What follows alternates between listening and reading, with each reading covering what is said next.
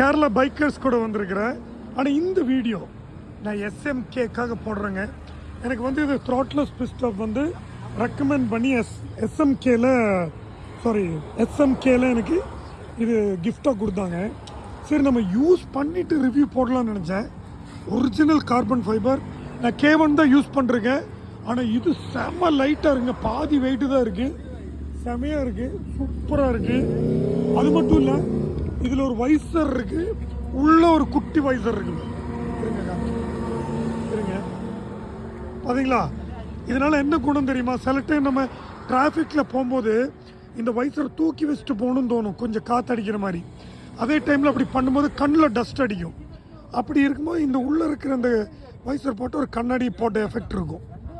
நல்லா இருக்குங்க. பேடிங் சூப்பராக இருக்குது, கம்ஃபர்டபுளாக இருக்குது. வெறும் 12,000 ரூபாங்க. 50,000 1 லட்சம் வேறு ரைடிங் கியர் யூஸ் பண்ணலாம் அதுக்கு.